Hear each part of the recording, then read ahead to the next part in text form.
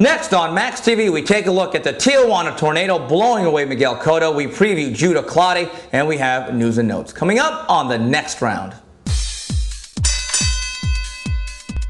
And welcome to the next round. Steve Kim joined as always by the editor-in-chief of Max Boxing, Doug Fischer. Another jam-packed show. We begin round number one, where it was a legendary battle at the MGM Grand in Las Vegas for the WBA welterweight title of the world, and he was storming the Tijuana Tornado. Antonio Margarito closes hard. He hands Miguel Cotto his first professional defeat, stopping him in 11 pulsating rounds. Doug, Antonio Margarito, I think he fought a fantastic fight, a real testament to his courage and also his temperament and the ability to just physically overcome some steep odds. I thought Cotto fought well, but when it was all said and done, he was simply overmatched physically. I thought it was an Antonio Margarito fight. It's a guy who, if he's in the ring with somebody with better all-around athletic ability or a tighter skill set, better technique, more defensive prowess, he may drop a few rounds. He might look a little clumsy in there. He might look a little awkward. He might look slow in comparison to a more naturally gifted fighter. But his conditioning and his willpower and his supernatural toughness, Steve, that always shows over the second half of a fight. You know, last week I picked Miguel Cotto to win. I knew it was going to be a very tough fight. I really felt that Cotto would win the first 5 rounds and then be able to survive rough spots during Margarito's storm-like surge and win maybe 2 of the next 7 rounds to eke out a very close decision. But it just wasn't to be, and all the credit must go to Antonio Margarito. He overcame the superior skills. He overcame the better athleticism. He grinded Miguel Cotto down, and he did something, you know, it wasn't shocking to see Miguel Cotto stopped, it was a very real possibility that if Margarito was going to win this fight, it was going to be by stoppage. But seeing Miguel Cotto, as proud of a warrior as he is, basically take a knee to escape the onslaught from Margarito, that was surprising to me. And that really, I have to give Antonio Margarito all the credit in the world because I never thought I would see a spectacle like that. Doug, that was boxing's version of a tap out. That wasn't so much a TKO as it was a submission. Here's what I think looking at the fight. I think the first half of the fight was won by Miguel Cotto. I thought he won the majority of the rounds, but Doug, I will say this in reviewing the fight again and being there ringside, even the rounds Cotto won, I don't think the margin was as big as some people want to believe. And I also think from the very beginning of the fight, especially the second round, when Margarito forced exchanges, which he wanted to do, and he couldn't do against Paul Williams for the first half of the fight, the fact he could do it so early, I thought was a great foreshadowing for him. But Doug, you ran track, and you know this. If I run forward, you run backwards, you're going to get tired. Energy. Oh, yeah, I'm going to get tired a lot quicker than you are, Steve. And I'll say this. The fight that Margarito gave us against Cotto, that's what he normally does. Yeah. He is a stalker. He is a pressure fighter. He is a volume puncher. He's used to methodically cutting off the ring, or just, you know what, actually he doesn't cut off the ring like a Julio Cesar Chavez. No.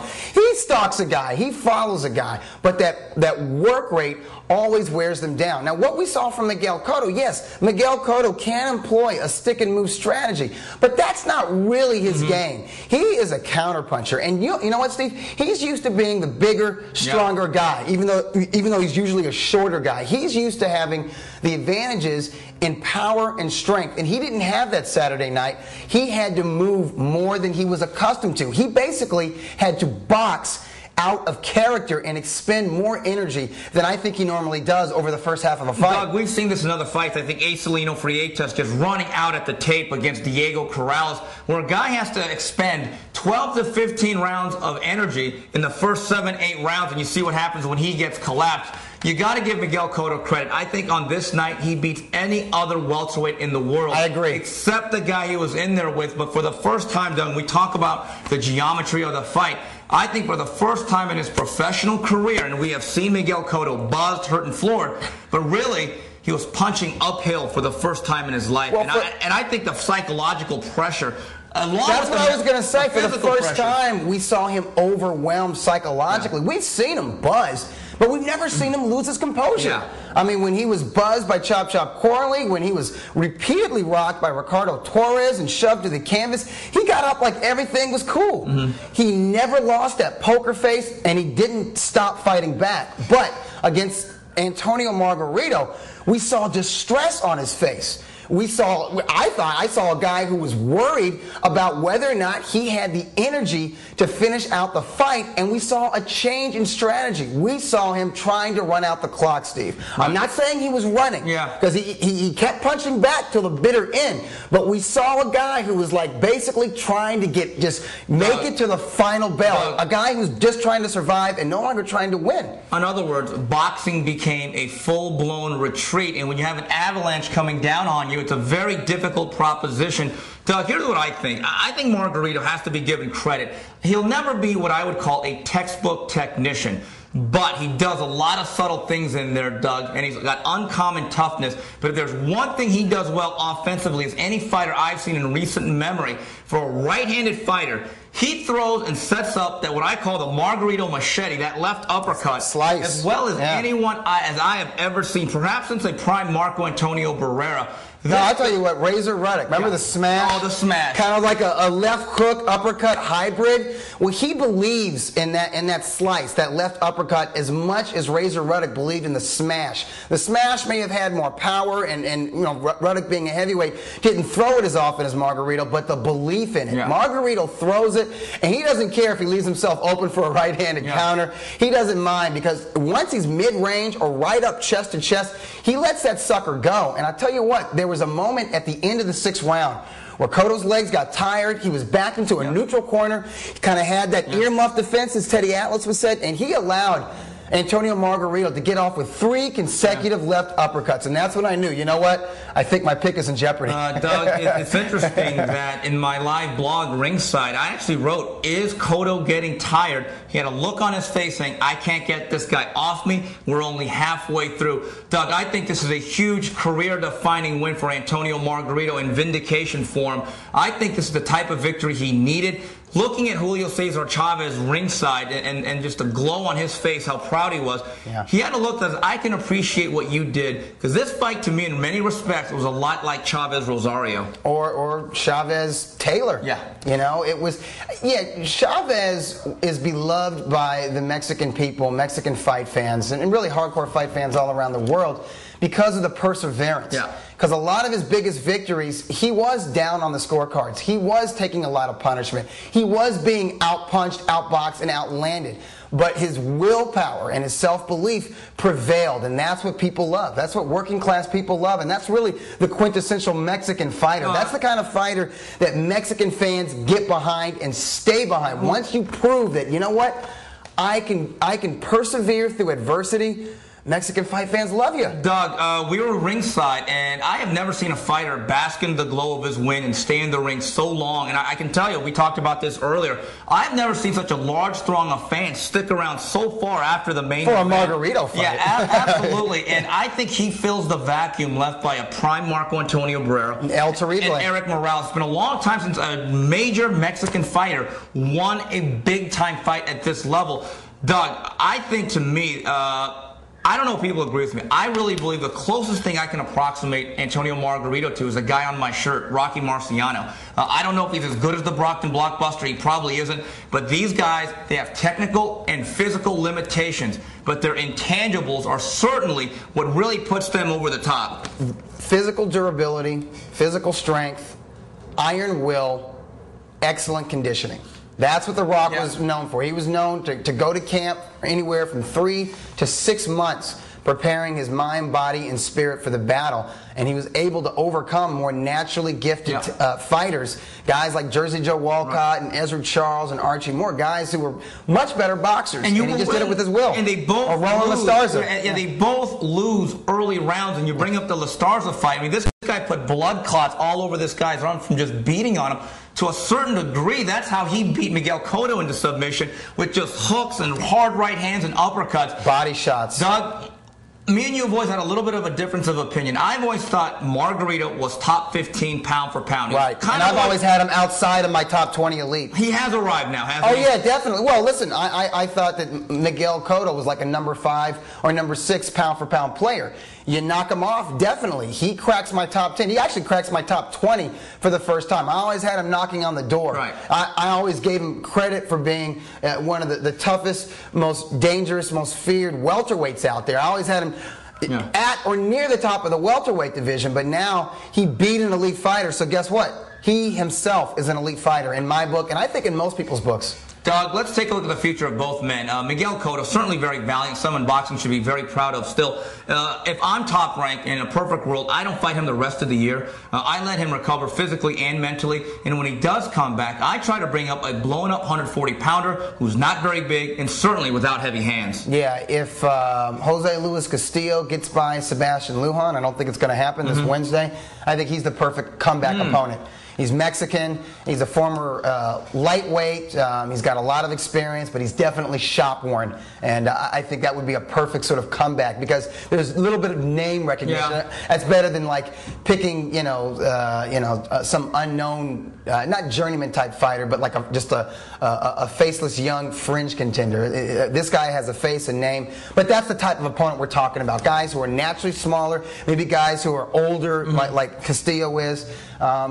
I would not put him in with a physical threat until mid to late next year. And Doug, I would not be surprised if Cotto Margarito never happens. I simply don't think they want to go down that road again. Maybe it shouldn't happen, Yeah, Steve. I agree. And Doug, as for Margarito, let's get this right out the way. He's not getting the Golden Boy. Oscar De La Hoya will not step into the ring with the Tijuana Tornado December 6th. The more realistic possibilities, in my opinion, in no particular order, Shane Mosley if he beats Mayorga, which I think should happen. You have the winner of Zab Judah against Joshua Clottey, we'll talk about in the next segment. And then the other wild card out there in a fight that I think next year can be built up into a really big fight, the Punisher, Paul Williams. There's unfinished business there. Now, you and I were ringside 1 year and 12 days ago when Margarito dropped a close decision. Margarito won that fight on our scorecards. Yes, he did. Very close, 115, 113. I would say the majority of press row, at least the guys in the first 2 rows that I was able to talk to, the majority had that fight even. Yeah. So it was one of those kind of contests.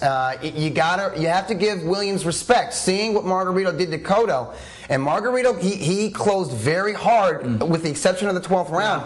Against the Punisher. The Punisher is a tough customer. I think he bounced back very nicely at the beginning of this year after suffering his first loss to Carlos Quintana.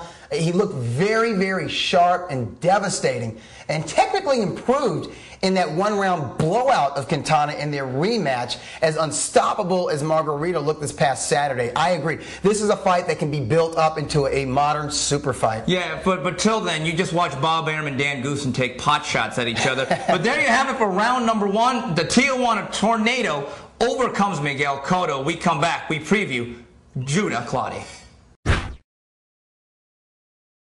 Moving on, round number 2 is Steve Kim and Doug Fischer. It's boxing after dark for the vacant IBF welterweight title. Joshua Clottey takes on Zab Judah. Doug, a very crowded welterweight division. A lot of things happened this past weekend. This fight is very important. How does this division stack up right now? I think it's one of the deepest in boxing. I mean, I'll put it this way.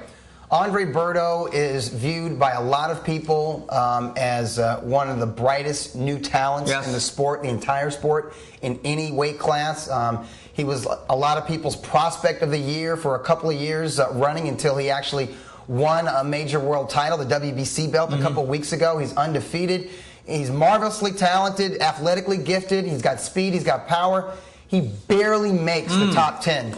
Of my list. I have him number 10, and that's because the guys ahead of him can either match him in terms of natural athletic ability, but they also have experience, and guys like Zab Judah are among those fighters in the welterweight division that I would rank higher than young Berto. He is a former undisputed welterweight champ. This guy is a former 2-division title holder. He has all the athletic ability in the world.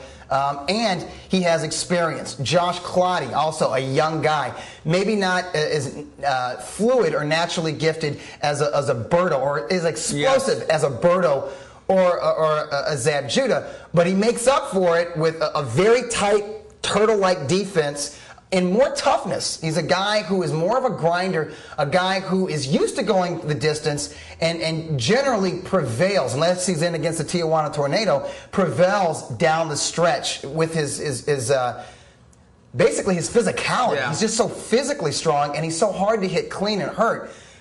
These are the guys, Steve, that make up the bottom 5 of the top 10. So that tells you all you need to know about the welterweight division. Doug, you have Antonio Margarito #1. Obviously, Paul Williams would say that, hey, I have a little bit of a debate here. Some people would say they should share that. But see, the way I look at it, Steve, I've got the Tijuana Tornado, the newly crowned WBA welterweight champ, in my #1 spot because he beat my #1 fighter. Yeah. I think Miguel Cotto was considered, even before Floyd Mayweather retired and he was recognized as the linear welterweight champion, I think 90% of boxing fandom and the media recognized after he defeated Shane Mosley, Miguel Cotto as the #1 147-pounder. Margarito beat him, so he assumes that position. I got Margarito #1. I got Cotto #2. I got the Punisher Paul Williams, the two-time WBO title holder, in at #3. I got Shane Mosley at #4. And #5, I've got Carlos Quintana. Only 2 losses and the 2 badasses.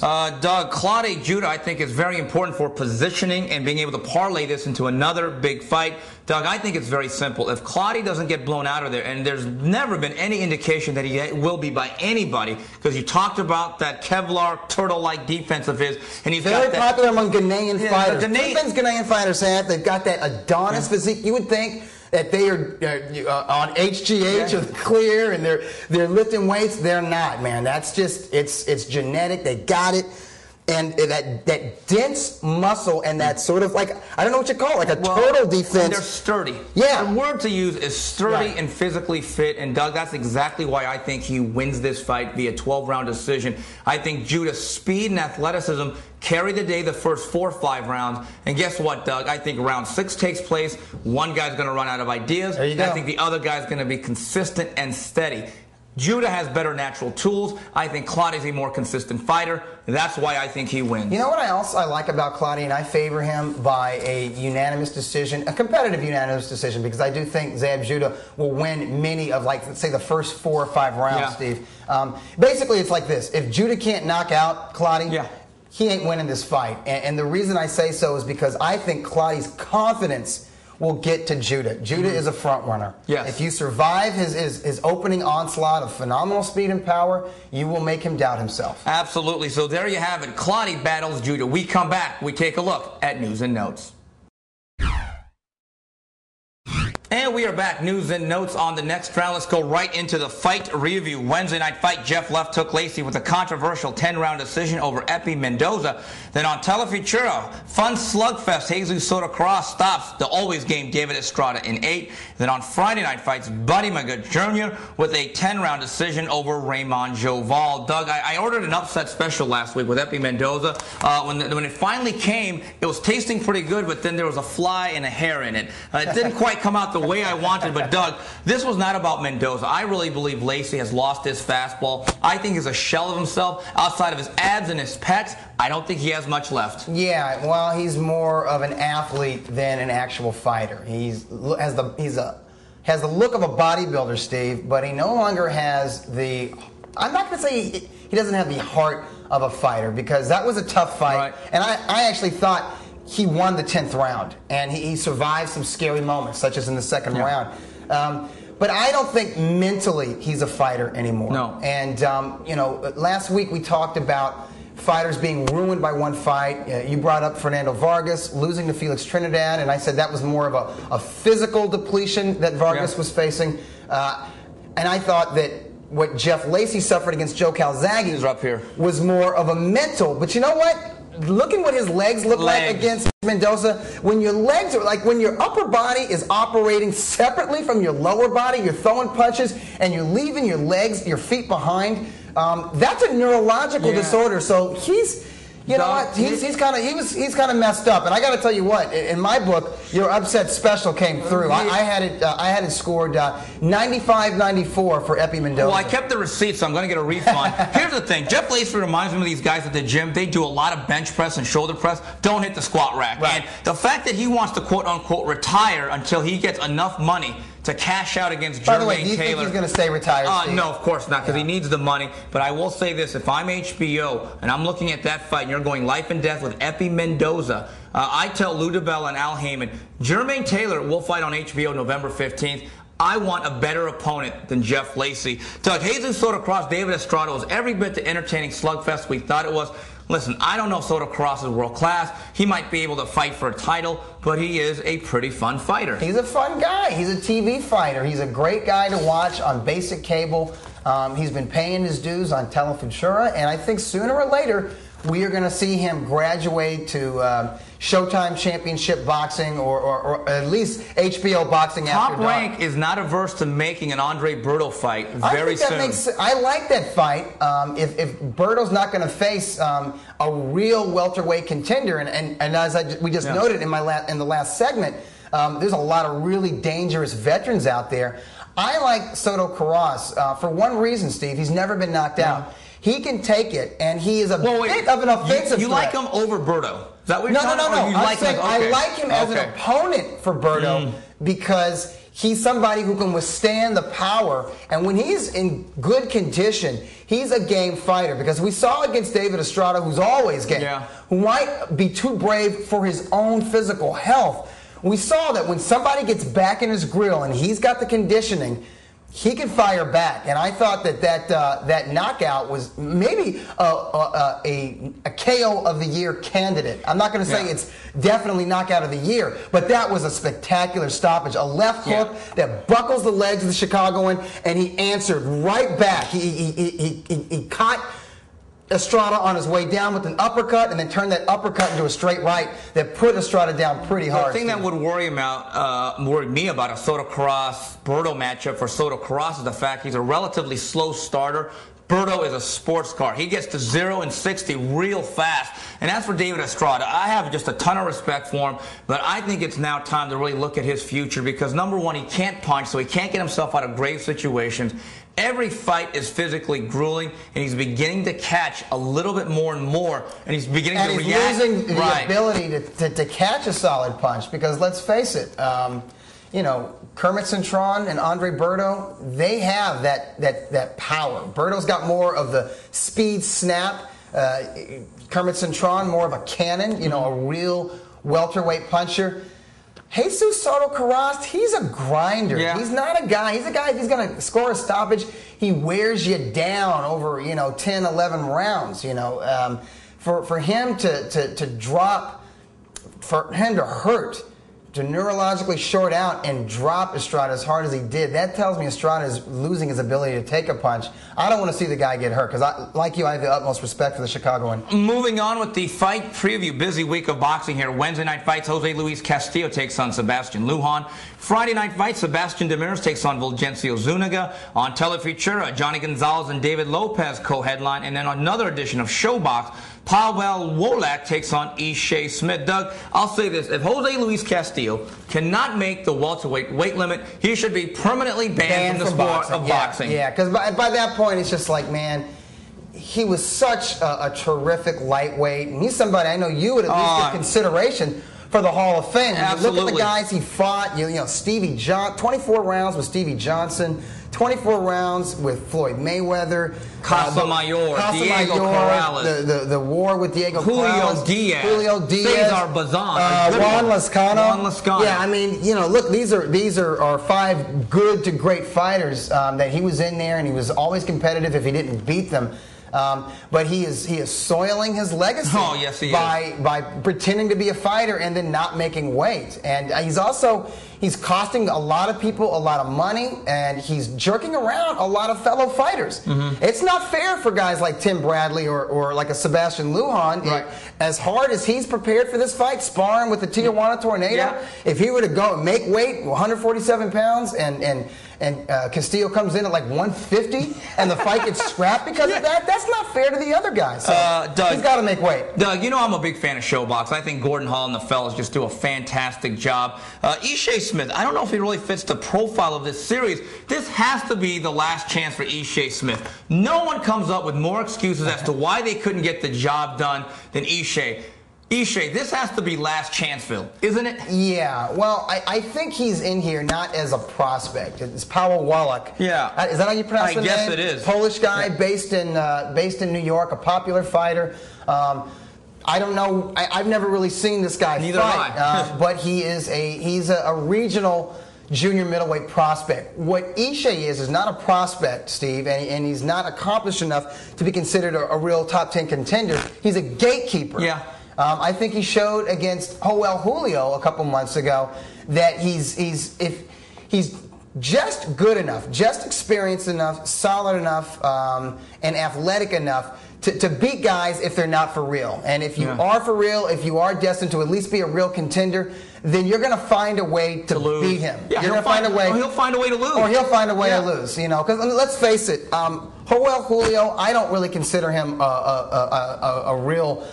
He's a fun contender, he's a fun like TV a junior fighter. middleweight contender. And the same thing with Sakyu Pao. And those guys found a way to outpoint Ishe, or maybe, as you said, Ishe found a way to outpoint himself. And wrapping it up here on News and Notes, another edition of Showtime Championship Boxing for the IBF Bantamweight title. Dmitry Kirillov takes on Vic Darchinyan. Doug, I like Kirillov in this fight, believe it or not. Really? You know what I like? As bad as he looked the last fight. It's an interesting fight fans fight.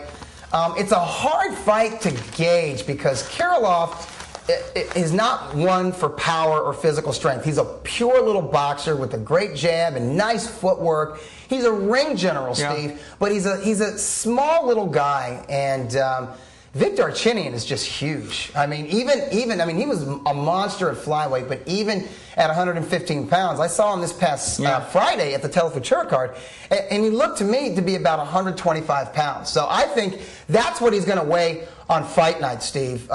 Tough fight to make a pick. Both guys are coming off of draws. Yeah. But I think that Darchinyan deserved to win that draw against Z Gorez. Yeah, I agree. And I think Z Gorez is a much more talented fighter than that pretty much a journeyman that Kirillov struggled with. Kirillov, like I said, an excellent little boxer in there, but I think his style, he has to be in a lot of grueling 12-round contests, and I think he's starting to lose some of that spring from his legs, and that's going to cost him against Darchinyan. I like Darchinyan by stoppage. I think he spent more time at wildcard than he did for that fight a couple of months ago when Kirillov absolutely did look bad and eking out a draw. The thing that worries me about Darchinyan, it was a classic case of the bully finally getting his comeuppance, and he had his lunch money taken by Nonito Donaire when he was planted face first. And guys who are so physically imposing and strong and have heavy hands, the first time they get it turned around on them, they're not quite the same. Now, I agree. However, Steve, I thought he beat Z Gorez, but he did not look like the same intimidating force that he was before. No, he didn't, but I think that was good for him to go through those 12 rounds against a bona fide junior bantamweight contender. And I agree, he is a bully. That is. He likes to intimidate guys. He draws confidence from the other fighter's fear of his size and strength and punching power. However, Nonito Donaire was able to beat him in speed and match him in power and also beat him in technique. Now, I think Kirillov has the speed and the technique. I don't think he has the physical strength and the power to make Darchinyan doubt himself. And that's why I like Darchinyan in the first stoppage of Kirilov's career. Oh, interesting. Late stoppage. You like the puncher, I like the boxer. We come back. It's the return of the mailbag.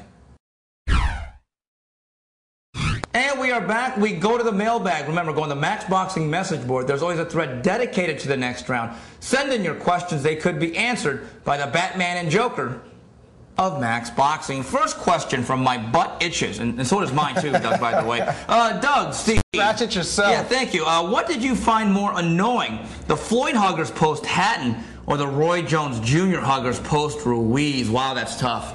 Tough. It's kind of like, I think it's a wash for me because Floyd, the Pretty Boys are more annoying than any other nut hugger group out there. I agree. But Jonestown was more plentiful. Yeah. Jones had a lot more diehard fans that were convinced that he was one of the greatest fighters, if not they thought he was. Yeah, and beating John Ruiz, that was the proof right there that he was, the best fighter ever to lace up a pair of gloves. You know, it's quantity or quality. The quality of the obnoxiousness of the pretty boys. You know what? I'm going to have to give the pretty boys a split decision. It's almost like saying they're so insufferable. It's like what's better, gonorrhea or syphilis? Yeah. They're both venereal diseases. But at least Jonestown was served Kool-Aid a short time after that by one Antonio So the Carter. pretty boys are more like herpes because I don't think they're ever going to go away because their guy retired undefeated, so they can still like sit there and flare up on us every couple of months. Yeah, and before we dissolve any further, let's go to the next question here. From True Zone North Day West, Doug and Steve. I heard you guys mention us fans have the biggest voice to make promoters and networks stop excessive pay-per-views. Do you also think that could create a backlash where networks will want to abandon the sport altogether instead of interpreting poor buys as us putting our foot down? Or they take it as the sport is dwindling? No, that's the wrong attitude. No, you're exactly right. It's the fans that have the power. If the fans do not buy these pay-per-views, if you get organized, particularly here in the United States, because that's where the plethora of pay-per-views happen, I think we will see less of them. I think the powers that be will say, you know what, if we're going to do a pay-per-view, it better be a good fight. We better deliver to the fans, or the fans are not going to support this sport.